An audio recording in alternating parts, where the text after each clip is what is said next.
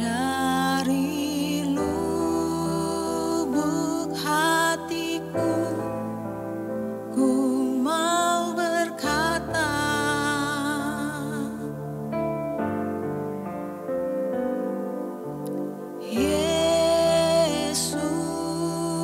Yesus, Kaulah segalanya, tiada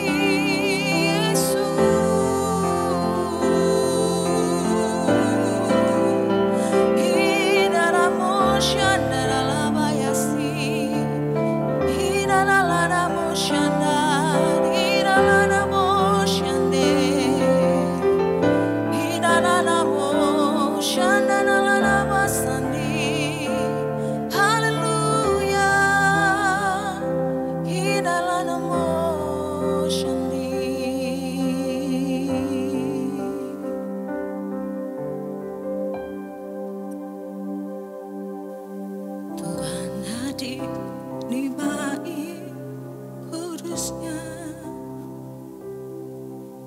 Saat umat mencari wajahnya, berseru, berdoa, bersujud menyembah, dan menikmati kehadirannya. Tuhan mau dekat dengan umatnya yang datang dengan segenap hatinya,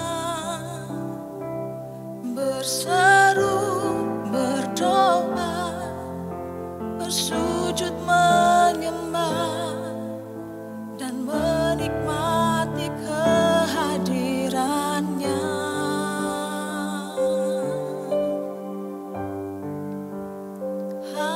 Hadiratmu memenuhiku,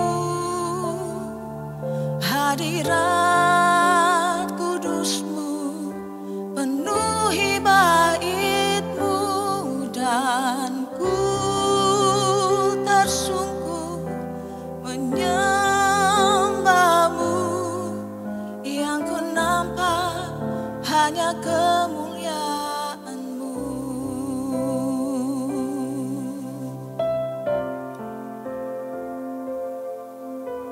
Tuhan hadir di bait kudusnya saat umat mencari wajahnya, berseru, berdoa, bersujud menyembah, dan menikmati kehadirannya. Tuhan mau dekat dengan umatnya yang datang dengan segenap hatinya, berseru, berdoa, bersujud menyembah, dan menikmati kehadirannya.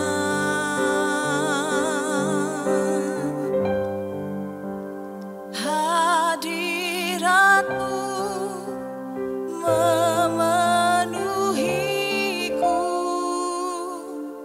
hadirat kudusmu penuhi baitmu, dan ku tersungkur menyembahmu. Yang ku nampak hanya kemuliaan-Mu. Hadirat-Mu memenuhiku, hadirat kudusmu penuhi baitmu, dan ku tersungkur menyembahmu. Yang ku nampak hanya kemuliaan-Mu.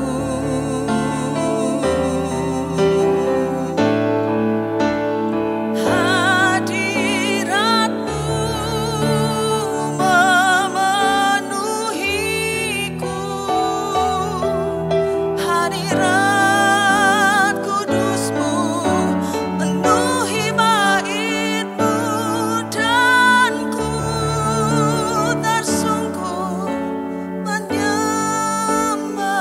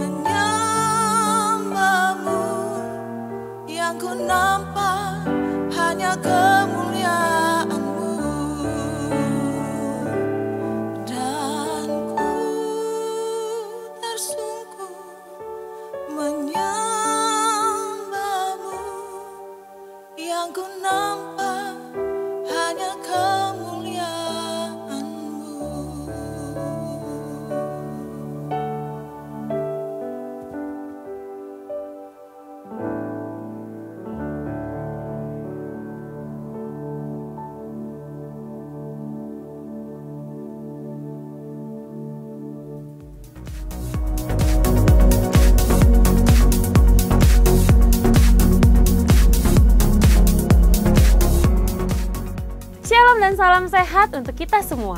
Sesaat lagi kita akan segera memulai ibadah online kita.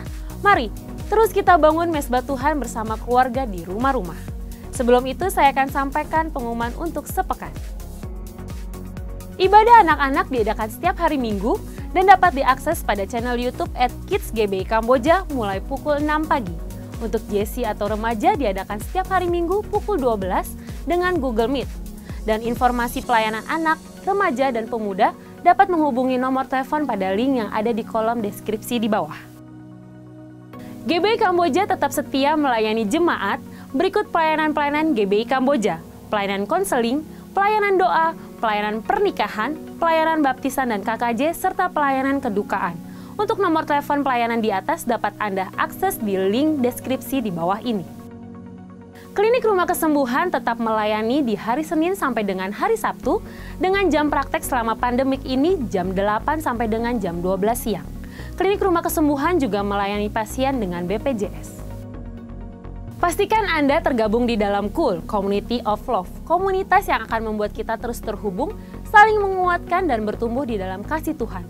Bagi Anda yang ingin bergabung di dalam KUL, dapat menghubungi kami melalui nomor telepon yang ada di layar. Saudara tetap dapat memberikan persembahan, perpuluhan, dan ucapan syukur melalui bank transfer dengan nomor rekening BCA 869155010 atas nama GBI Kamboja atau dengan memindai QR Code yang ada di layar. Mari menabur dan berbagi dengan sesama di tengah pandemik ini melalui dompet peduli KUL di nomor rekening yang tertera pada layar. Ibadah perayaan Pondok Daun akan diadakan selama 1 minggu, Sabtu sampai dengan Jumat mulai dari tanggal 3 Oktober sampai 9 Oktober 2020 secara live streaming online di YouTube Taman Doa Depok dan fanpage Facebook House of Sacrifice Prayer Garden. Ibadah ini akan dimulai pukul 19 sampai dengan 20.30 waktu Indonesia Barat dengan pembicara sebagai berikut. Tanggal 3 Oktober 2020, Pendeta Insinyur Yongkito Vanwijoyo MTH. Tanggal 4 Oktober 2020, Pendeta Muhammad Riza Solihin. Tanggal 5 Oktober 2020, Pendeta Abraham Sugio. Tanggal 6 Oktober 2020, Pendeta Edwin Wardana. Tanggal 7 Oktober 2020, Pendeta Ferry Roring. Tanggal 8 Oktober 2020, Pendeta Ari Nugroho. Dan tanggal 9 Oktober 2020, Pendeta Rudi Suhendra. Demikianlah pengumuman sepekan ini. Untuk informasi gereja dan nomor telepon dapat melihat link deskripsi di bawah. Sebelum kita mulai ibadah, kita akan mendeklarasikan arti Pentakosta yang ketiga. Selamat beribadah, selamat menikmati hadirat Tuhan. Tuhan Yesus memberkati. Jemaat Tuhan, mari kita perkatakan arti dari Pentakosta ketiga. Apa yang dimaksud dengan Pentakosta ketiga? 1. Pentakosta ketiga adalah pencurahan Roh Kudus yang dahsyat di zaman now, melebihi yang terjadi di Azusa Street. Kedua, Pentakosta ketiga akan mengakibatkan penuaian jiwa yang terbesar dan yang terakhir sebelum Tuhan Yesus datang kembali. Ketiga, Pentakosta ketiga akan membangkitkan generasi Yeremia, yaitu anak-anak muda yang dipenuhi Roh Kudus, cinta mati-matian kepada Tuhan Yesus, tidak kompromi terhadap dosa, dan akan bergerak untuk memenangkan jiwa. Keempat, Pentakosta ketiga lahir di Indonesia yang bergerak ke bangsa-bangsa. Gerakan ini dari timur ke barat dan akan kembali ke Yerusalem. 5. Pentakosta ketiga akan memberikan kuasa untuk menyelesaikan amanat agung, dan setelah itu Tuhan Yesus datang kembali. Amin. Shalom saudara, kita akan segera mulai ibadah kita hari ini. Mari sama-sama kita siapkan hati kita yang terbaik. Kita mau berikan buat Tuhan kita. Terima kasih Tuhan. Kami bersyukur Tuhan.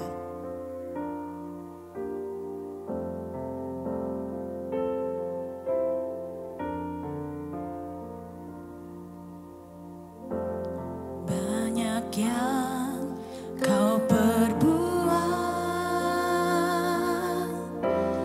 di dalam hidupku, rancangan indahmu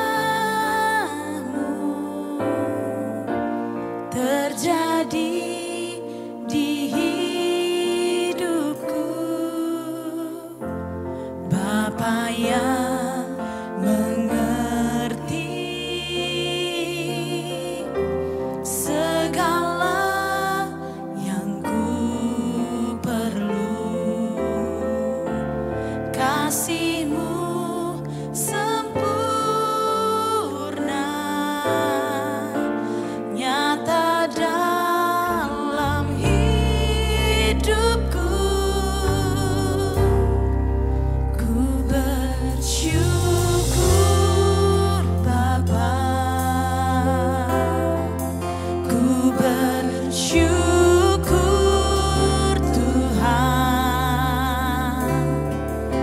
buat kasih setiamu di dalam hidupku.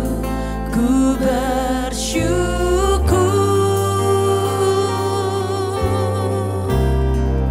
ku bersyukur Bapa, ku bersyukur Tuhan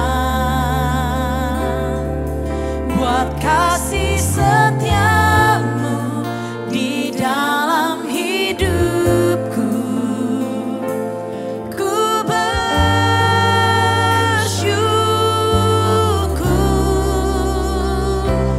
Tuhan.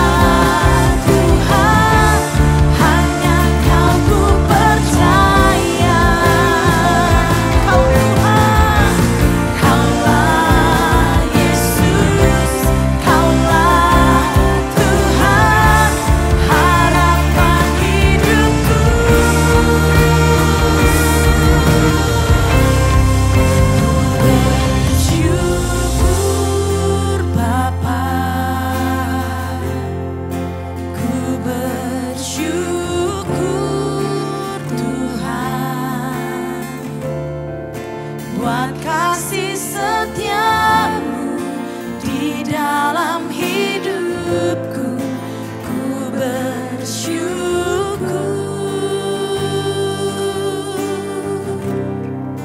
Ku bersyukur Bapa, ku bersyukur Tuhan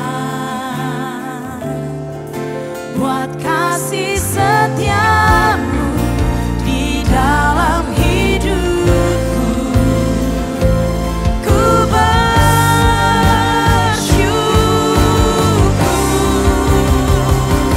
Tuhan. Mari lebih lagi. Ku bersyukur Bapa, kami bersyukur.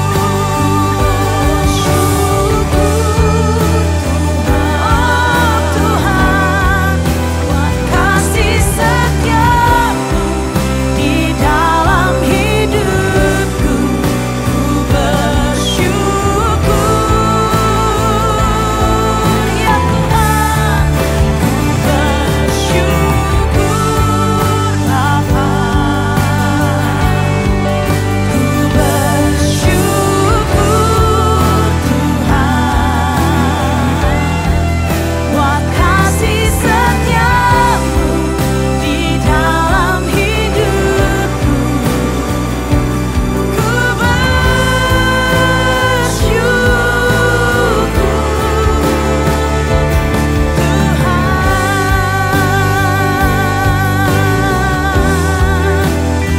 kami bersyukur Tuhan. Haleluya, Yesus.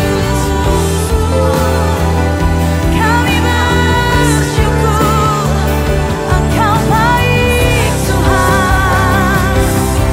Haleluya.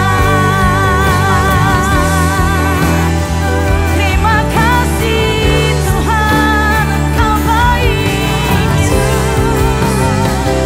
Haleluya.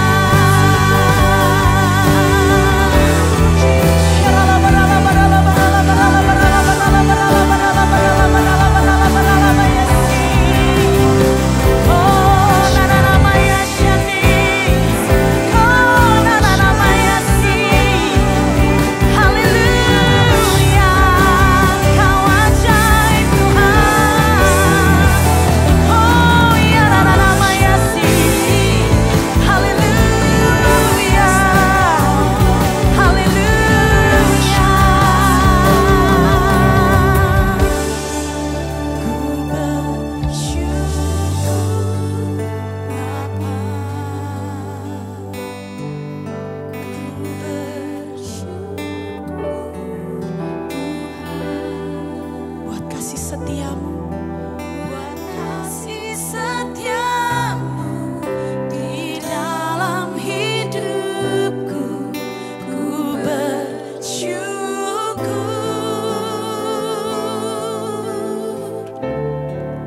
Ku bersyukur Bapa, ku bersyukur Tuhan buat kasih setiamu di dalam hidupku. Ku bersyukur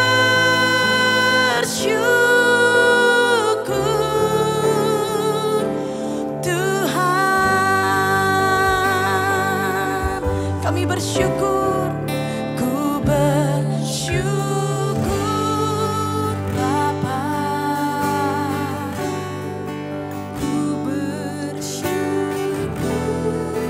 Tuhan. Terima kasih Tuhan buat kasih setiamu di dalam hidupku. Ku bersyukur.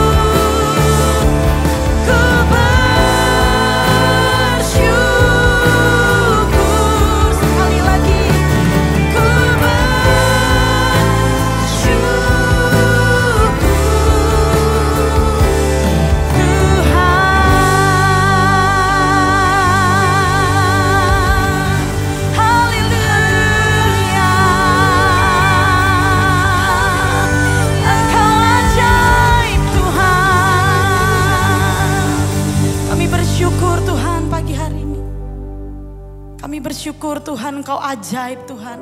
Engkau luar biasa, Engkau dahsyat Tuhan. Kami mau berdoa Tuhan.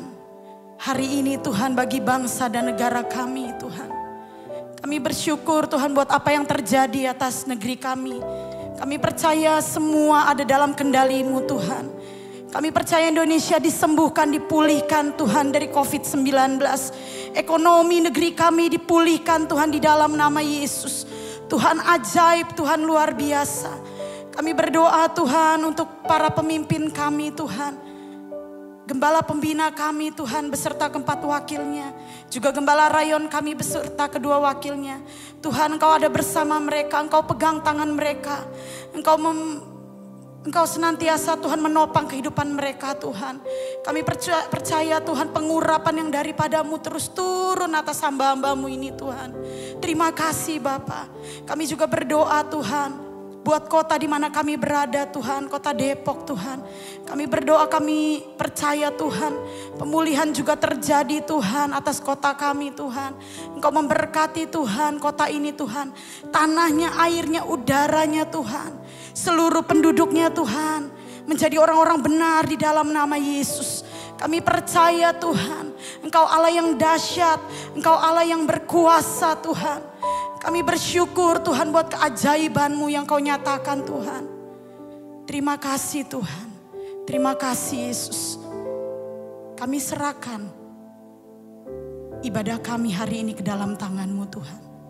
Kami siap Tuhan masuk dalam hadirat-Mu lebih lagi.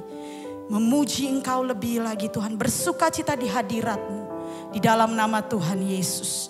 Haleluya. Amin.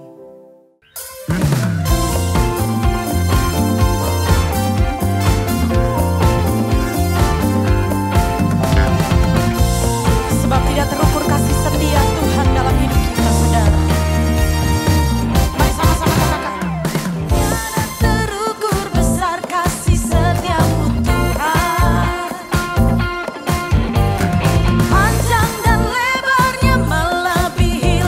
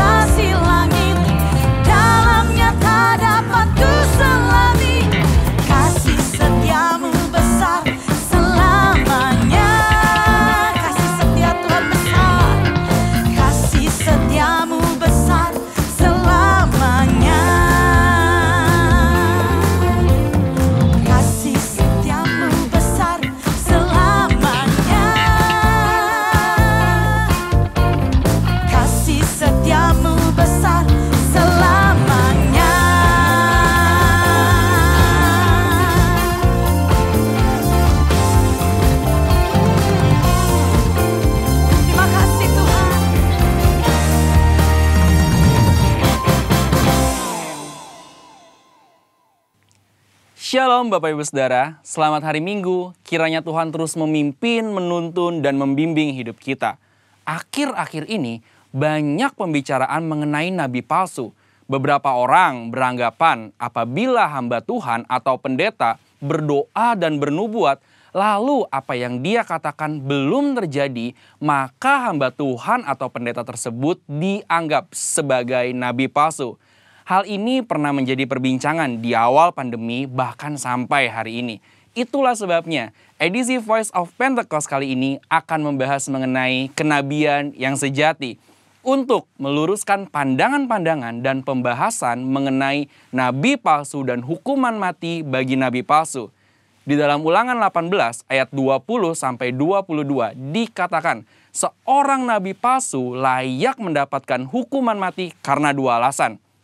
Yang pertama, mengucapkan demi nama Tuhan perkataan yang tidak Tuhan perintahkan. Yang kedua, berkata-kata demi nama Allah lain. Arti yang kedua ini sangat jelas, yaitu secara jelas menggunakan nama Allah lain. Namun, perihal alasan yang pertama, apakah tandanya seseorang mengucapkan demi nama Tuhan sesuatu yang tidak Tuhan perintahkan?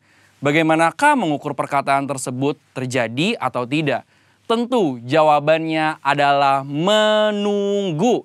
Sekali lagi, apakah tandanya seseorang mengucapkan demi nama Tuhan sesuatu yang tidak Tuhan perintahkan? Bagaimanakah mengukur perkataan tersebut terjadi atau tidak? Jawabannya hanya menunggu. Bisa cepat, lama, atau sangat lama. Seperti halnya mengenai hari penghakiman. Maka dari itu, terjadi atau belum terjadinya suatu nubuatan bukanlah aturan kaku dan kriteria utama untuk menentukan kenabian yang sejati. Melainkan ada beberapa kriteria lain yang lebih komprehensif atau lengkap. Pertama, kesesuaian dengan nabi lain dan firman Tuhan secara keseluruhan. Kedua, berasal dari Tuhan walaupun terkadang tidak sesuai dengan kehendak pribadi sang nabi itu sendiri.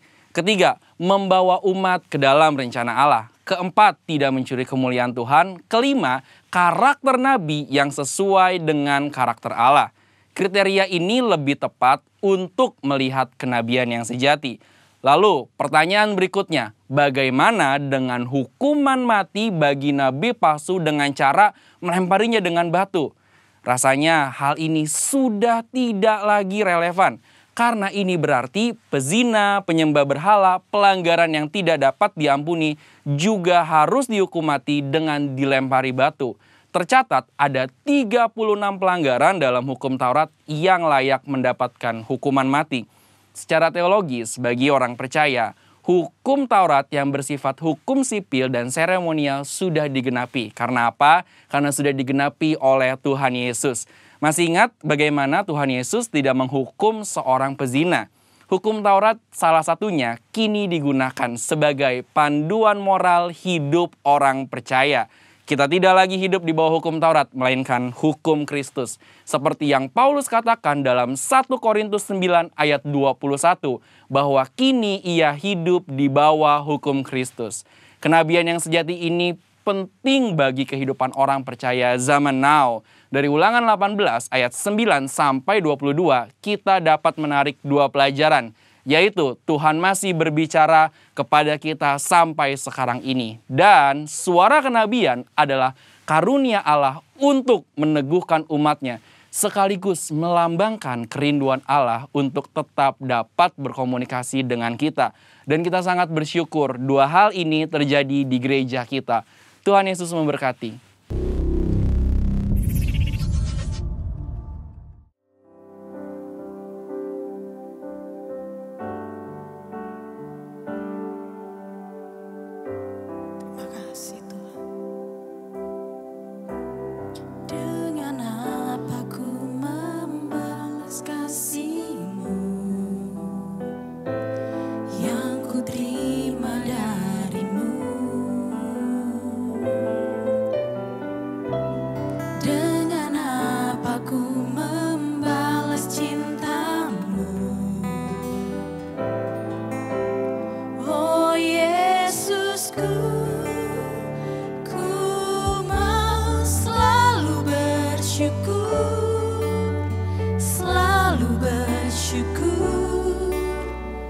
Kau Tuhan yang setia, yang selalu menopang. Ku mau selalu bersyukur, selalu bersyukur. Kau Bapakku yang setia. Ku mau selalu bersyukur, selalu bersyukur. Kau Tuhan yang setia, yang selalu menopang. Ku mau selalu bersyukur, selalu bersyukur. Kau Bapakku yang setia. Ku mau selalu bersyukur, selalu bersyukur. Kau Tuhan yang setia, yang selalu menopang. Ku mau selalu bersyukur, selalu bersyukur. Kau Bapakku yang setia.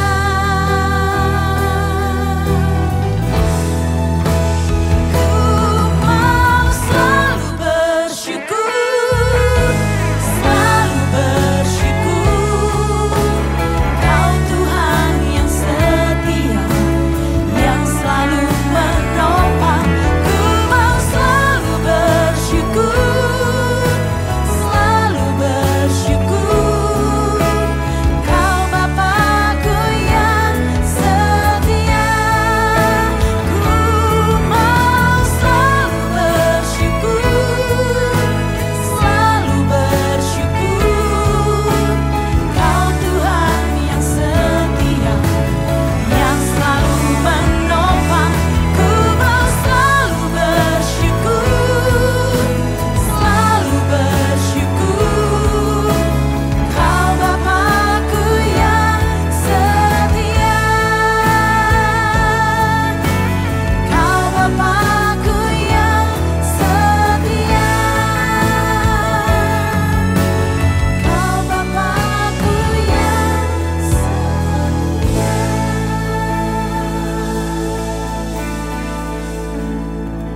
Terima kasih Tuhan. Kami bersyukur buat kasih setiamu Tuhan. Kami mau duduk diam di bawah kakimu Tuhan. Mendengarkan isi hatimu Tuhan. Kami percaya kami pasti diberkati. Terima kasih Tuhan. Di dalam nama Yesus. Haleluya. Shalom dan salam sejahtera bagi jemaat yang ada di GBI Kamboja. Bagi saya sukacita kembali menyampaikan firman Tuhan buat kita semua hari ini. Hari ini saya mau bicara mengenai maximum impact. Bagaimana Anda hidup berdampak secara maksimal. Karena ini waktunya.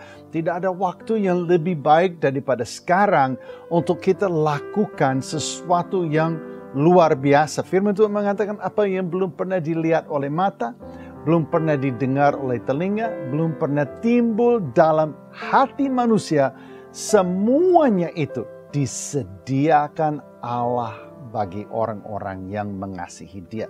Nah, saya mau katakan bahwa Tuhan melihat hidup saudara seperti itu.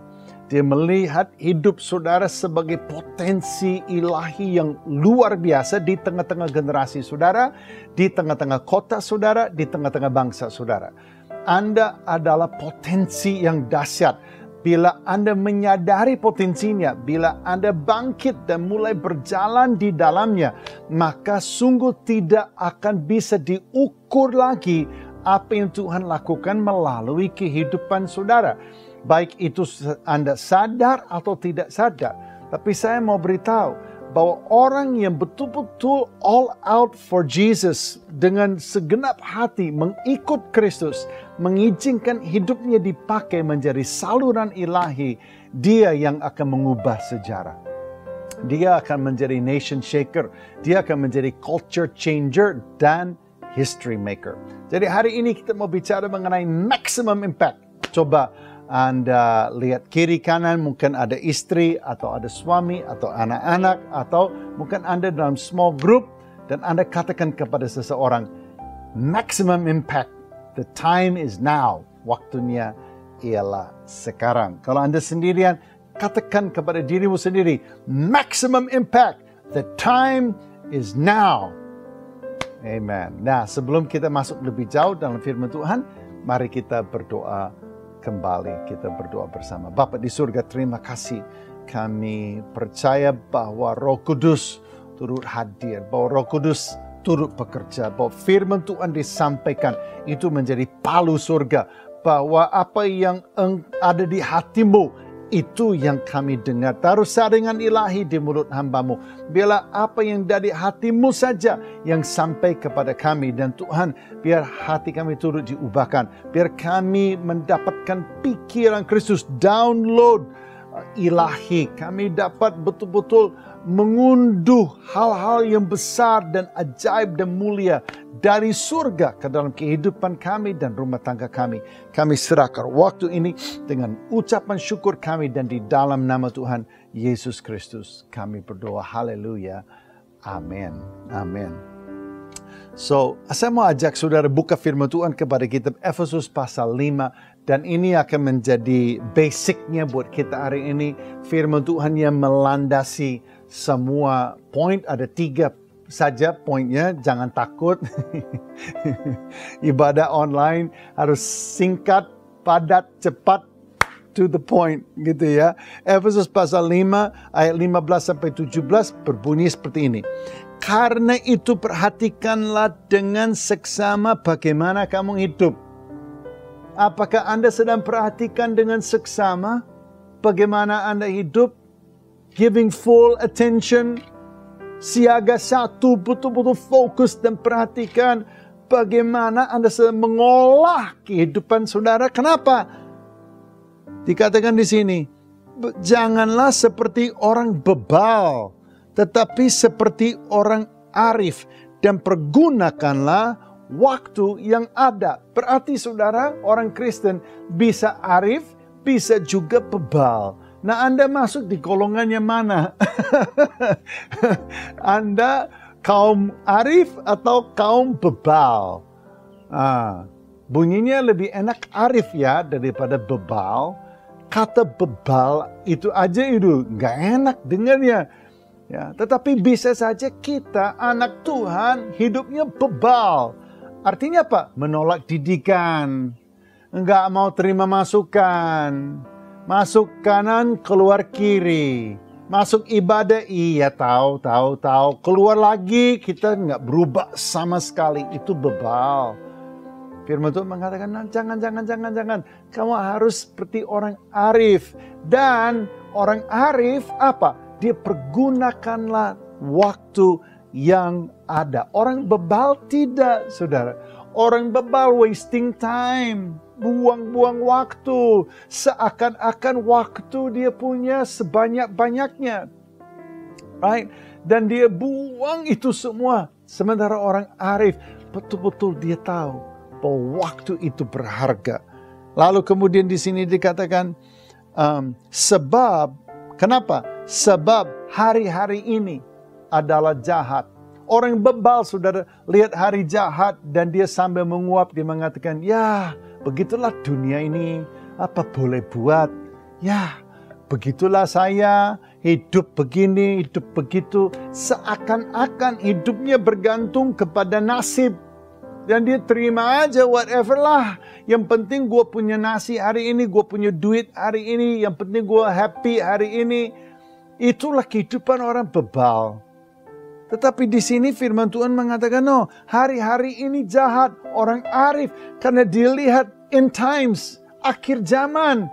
Jamnya sedang berdetak. Makanya waktu menjadi begitu berharga. Dan dia dengan seksama diperhatikan langkah-langkahnya dan dia pergunakan waktu yang ada. Sebab itu, janganlah kamu bodoh, tetapi usahakanlah supaya kamu mengerti kehendak Tuhan. Tidak cukup juga kita menggunakan waktu yang ada sebaik-baiknya. Harus diselaraskan dengan apa? Kehendak Tuhan.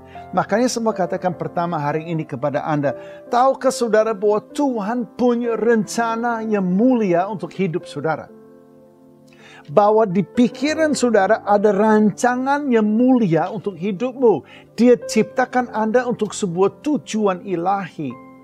Dia ciptakan saudara dengan satu konsep. Dan dia ingin supaya melalui hidup saudara, namanya dimuliakan. Makanya hari ini saya mau katakan kepada Anda, it's all about Jesus. Semuanya dari Dia, oleh Dia, dan untuk Dia. Berasal dari Dia, ya, datang oleh Dia, right, dan adalah untuk Dia. Tahukah saudara bahwa ujung-ujungnya it's all about Jesus. Saudara bisa lihat konsep ini dari Kejadian sampai dengan Wahyu. Udah hampir di setiap buku yang ada di Alkitab, ya, di setiap kitab, Anda bisa lihat for the glory of my name, untuk kemuliaan namaku, for my glory and my purposes, untuk kemuliaanku, karena rancanganku bagimu. It's all about Jesus. Demikian juga perjanjian baru. Perjanjian baru berulang-ulang katakan hal yang sama. Right? Untuk maksudnya, untuk kepentingannya. Tahukah saudara bahwa God created you for His glory. Bahwa tujuan daripada hidup manusia ialah untuk memuliakan Tuhan. Tidak hanya mengenal Tuhan, tetapi muliakan Tuhan. Beda konsepnya. Kalau hanya mengenal Tuhan, kita masih bisa hidup egosentris. Hidup fokusnya pada diri kita, kemauan kita, keinginan kita, nafsu kita, kesukaan kita, rencana kita, logika kita, analisa kita, semua itu kita.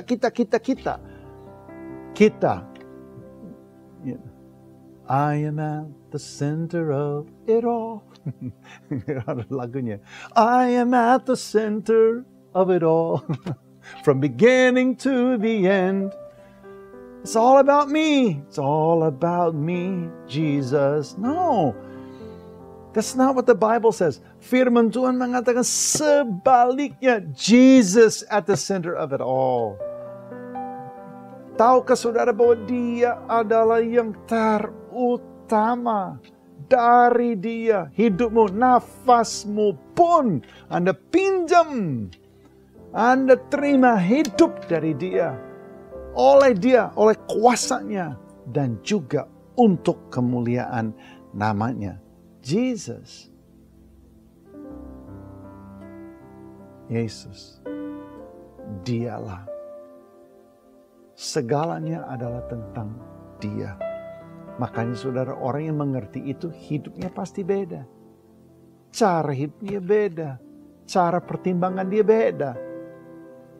Makanya saudara, dari situ saya mau katakan kepada Anda bahwa Anda berarti adalah pengurus. Kalau menghidup dampaknya maksimal, pertama Anda harus jadikan Yesus sebagai yang utama. Tujuan hidupmu adalah untuk Dia. Yang kedua, saudara harus mengerti berarti Anda pengurus, bukan pemilik. Jadi bertindaklah sebagai pengurus, bukan sebagai pemilik. Makanya di kitab Efesus ini dikatakan perhatikanlah dengan seksama bagaimana kamu hidup. Pergunakanlah waktu yang ada sebagai apa? Pengurus. Yesus cerita mengenai perumpamaan, mengenai talenta. Dan dia buat jelas sekali bahwa setelah sang tuan kembali, setelah waktu yang lama, dia panggil hamba-hambanya, minta pertanggungan jawaban atas talenta yang dititip. Dan setiap hamba yang kembali dan mengatakan, yang kau titip ini kulipat gandakan, dibilang baik dan setia hambaku. Tapi tiba kepada hamba yang tidak ngapa-ngapain talentanya. Tidak ngapa-ngapain, tidak mengurus, tidak mengolah, tidak pekerjakan apa yang dititip oleh Tuhan. Tuannya bilang, kamu hamba yang jahat dan malas. Tahukah saudara bahwa satu hari kita harus beri pertanggungan jawaban. Saya ingat waktu saya datang di Indonesia, ini salah satu kata yang bikin jereng, saya bikin pusing. Saya tahu tanggung dan saya tahu jawab. Ternyata dua kata ini bisa disatukan, tanggung jawab. artinya lain lagi. Lalu bertanggung jawab, ya saya masih bisa terima. Tapi mempertanggungjawabkan, pingsan, semaput langsung. Pusing saya, kok ada yang mempertanggungjawab, dan itu masih bisa ditambahin lagi, harus mempertanggungjawabkannya. Oh, NYA. Itu dari mana nyanya? Oh my gosh, pusing. Orang bule itu belajar bahasa Indonesia itu benar-benar itu nggak banyak yang tahan. Maksudnya tahan banting. Karena bahasa prokem-nya bahasa yang wah pokoknya bikin pusing orang tuh. Anda harus memberi pertanggungan jawabannya satu saat kelak. Atas apa? Well, apa yang Tuhan beri dan Dia percayakan kepada Anda. Coba dipikir. Untuk Anda mengurus selagi Anda hidup di dunia ini. Ada banyak hal tentu, tapi yang pasti waktu. Anda hanya punya sekian waktu. Maksimal ya. Dari oe sampai nafas terakhir ada maksimumnya. Maksimumnya itu bergantung kepada banyak hal. Banyak hal. Ya. Tuhan udah tentukan kita maksimum umurnya. Nah, kita harus bertanggung jawab atas waktu itu. Dan itu seperti sangat berharga. Kalau hilang gak bisa Anda dapatkan kembali. You mau nangis, mau minta, mau merengek, itu gak bisa dapat kembali. When it's gone, it's gone. Berarti it's a diminishing asset. Setiap tahun yang hilang berarti tahunnya hilang. Berarti berkurang sisa. Dan berarti Anda punya waktu itu sangat berharga. Harus dihargai. Makanya sangat bikin frustrasi di COVID-19 ini. Lihat begitu banyak orang wasting time. Frustrasi dengan keadaan. Akhirnya dia menjadi pecandu drama seri Korea. Dia just wasting so much time. Kenapa? Ya karena dia tidak perhatikan dengan seksama bagaimana dia hidup. Dan dia tidak mengerti bahwa dia pengurus. Dan dia harus memberi pertanggungan jawabannya. Jangan-jangan justru di masa COVID-19 ini. Momen yang bersejarah untuk Anda. Mengejar Tuhan, berjumpa dengan Tuhan. Mendengar suara Tuhan, melangkah ke dalam Dia. Dan mengubah hidup ini. Yang kedua, Anda dipercayakan apa? Tubuh. Anda punya tubuh, ini mesin biologis nih. Ini mesin biologis, ini mesin ajaib. You teguk sesuatu, makan sesuatu, dapat energi dan Anda itu dengan berat badan yang seperti saya 84 kilo. 84 kilo, itu berat men. Itu berat sekali 84 kilo. Pernah Anda angkat 84 kilo? Itu berat sekali. Tetapi saya bisa loncat-loncat. Saya bisa lompat-lompat.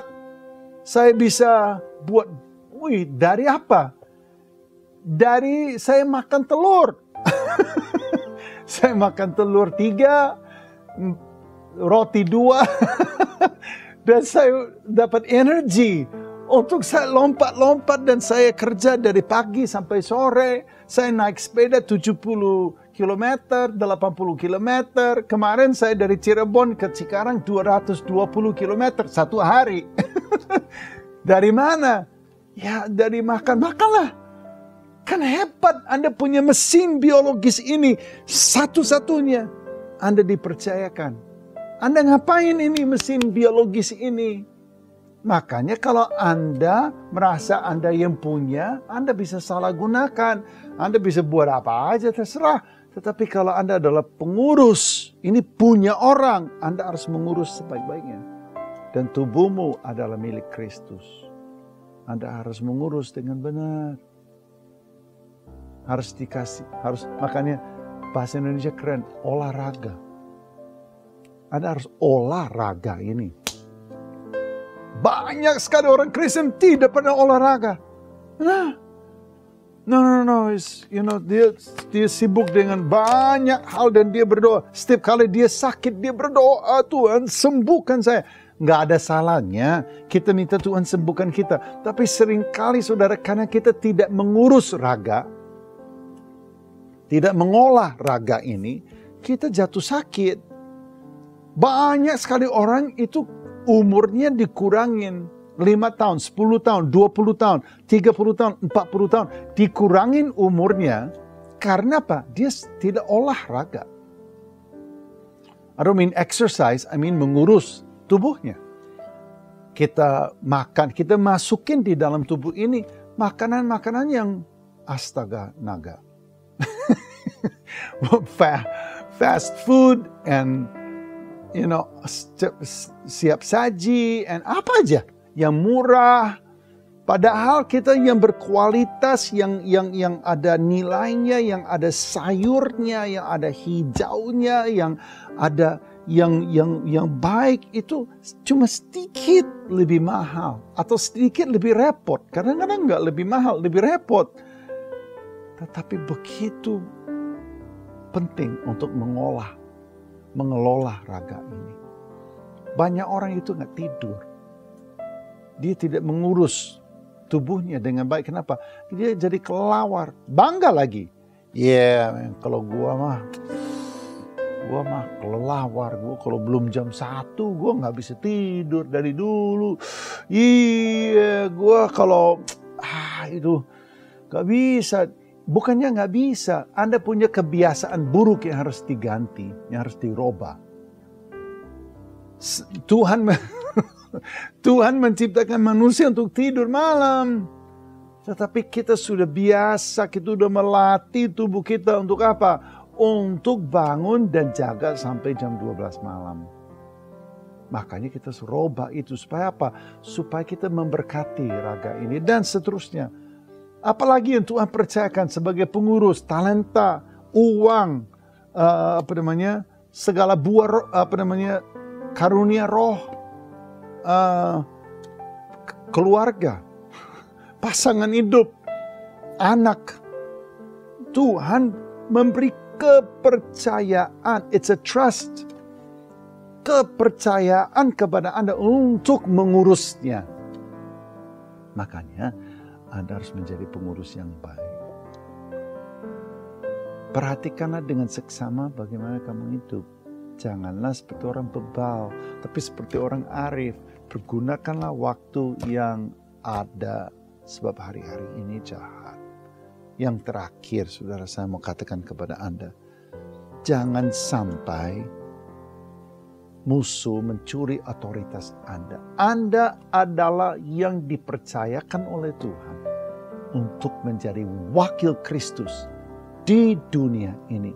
Dan karena itu, otoritas yang ada padanya diberikan kepada Anda dan Anda menjadi utusan Dia di komunitas, di kota, di bangsa ini. Jangan sampai iblis mencuri otoritas Anda.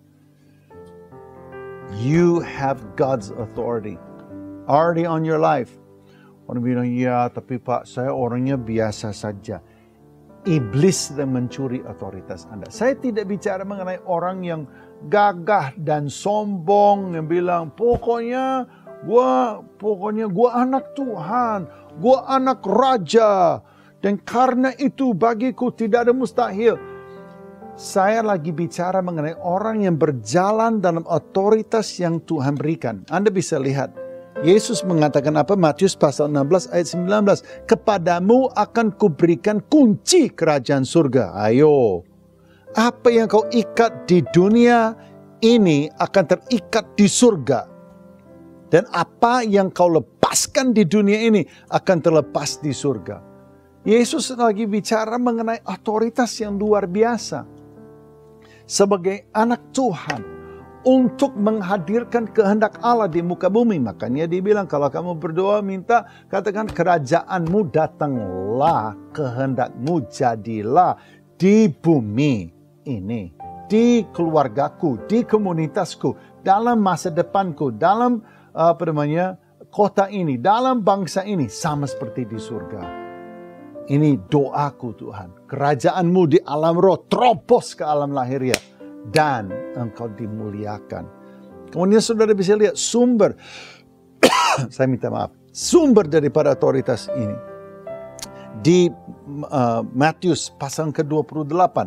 Karena itu Yesus bicara, aku berkata, kepadaku telah diberikan segala otoritas di surga dan di bumi.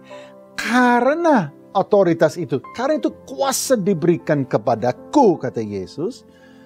Sekarang kamu pergi, jadikanlah semua bangsa muridku dan baptislah mereka dalam nama Bapa dan Anak dan Roh Kudus. Dan aku menyertai engkau senantiasa sampai kepada akhir zaman. Jadi Yesus sumber otoritas kita, mengutus kita, dan karena itu otomatis kita yang diutus, otoritas diberikan. Anda menjadi badge holder, Anda menjadi pembawa badge, ya, pembawa apa itu Juan namanya apa? Badge. Ya, pin badge yang seperti lencana, seperti dipegang oleh polisi. Dan Anda yang membawa, itu adalah lambang daripada otoritas Allah dalam hidup saudara. Dan Anda sebagai yang diutus oleh Tuhan punya otoritas kerajaan. Jangan disia-siakan, jangan membiarkan iblis mencuri itu. Melalui kesia-siaan dan kebodohan dan dosa dan kesibukan dan berbagai macam hal yang pada akhirnya menggerogoti dan makan kita punya otoritas. Biarlah Anda punya hati tetap bersambung kepada Tuhan. Biarlah kasih Allah tetap mengalir dalam hidup saudara. Biarlah Anda tetap itu menjadi saluran daripada diri Allah. Biarlah itu terus Anda menyalurkannya. Sehingga otoritas Anda itu komplit, otoritas Anda berbobot, dampak saudara maksimal. Jadi hari ini saya mau berdoa untuk Anda. Saya mau ingat yang pertama, jadikan Yesus yang pertama dan terutama. Tidak ada yang lain, semua dari Dia, oleh Dia dan untuk Dia. Ya, yang kedua adalah Anda adalah pengurus bukan pemilik. Uruslah dengan baik-baik, sebaik-baiknya. Ya, ingat Efesus pasal 5 ayatnya ke-15. Hiduplah dan perhatikan dan seksama bagaimana kamu hidup. Baik, kemudian Anda jangan sampai ada yang menggerogoti otoritas Allah dalam hidup saudara. Saudara memilikinya. Saudara mari berjalan di dalamnya. Pergunakanlah otoritas itu untuk menghadirkan kerajaan Allah kemanapun Anda pergi. Anda adalah utusan Tuhan. Roh Kudus bukan wakil Kristus di muka bumi. Roh Kudus menolong wakil Kristus. Anda dan saya adalah tubuh Kristus, tangan dan kakinya. Dan mari kita berjalan di dalamnya. Bolehkah saya berdoa untuk saudara? Bapa di surga, terima kasih. Terima kasih untuk jemaat GBI Kamboja. Terima kasih untuk urapan-Mu hari ini. Kuasa-Mu mengalir atas keluarga-keluarga, atas bapak-bapak, atas ayah-ayah, ibu-ibu, anak-anak. Terima kasih Tuhan. Kerajaan-Mu datanglah, kehendak-Mu jadilah. Terima kasih Tuhan bahwa Engkau mengurapi kami, mendengar suara Tuhan dan bangkit dan berjalan di dalamnya. Terima kasih Tuhan. Engkau atas segalanya, semuanya dari-Mu, oleh-Mu, untuk-Mu. Terima kasih Tuhan. Karena itu menjadi pengurus yang sebaik-baiknya untuk segala sesuatu Kau percayakan dalam hidup ini. Karena nanti kami akan memberi pertanggungan jawabannya. Dan Tuhan, kami mau berjalan dalam otoritas Allah yang komplit. Kami mau mengerjakan pekerjaan Tuhan. Hal yang besar dan ajaib dan mulia. Dan tidak pernah dilihat oleh mata, tidak pernah didengar telinga. Kami mau kerjakan semuanya itu di dalam otoritas yang Engkau sudah sediakan bagi kami. Terima kasih Tuhan. Kami ucap syukur, kami serahkan di dalam nama Tuhan Yesus Kristus. Haleluya. Amin. Amin. God bless you. God bless GBI Kamboja. Many, many blessings. See you next time. Mari kita angkat kedua belah tangan kita dan terimalah berkat dari Tuhan. Tuhan memberkati engkau dan melindungi engkau. Tuhan menyinari engkau dengan wajah-Nya dan memberi engkau kasih karunia. Tuhan menghadapkan wajah-Nya kepadamu dan memberi engkau damai sejahtera. Saudara-saudaraku yang kekasih, terimalah kasih dari Allah Bapa, kasih karunia dari Tuhan Yesus Kristus, pertolongan, persekutuan, dan penghiburan dari Allah Roh Kudus menyertai kita semua. Mulai saat ini sampai Maranatha, Tuhan Yesus datang untuk kedua kalinya. Haleluya. Amin.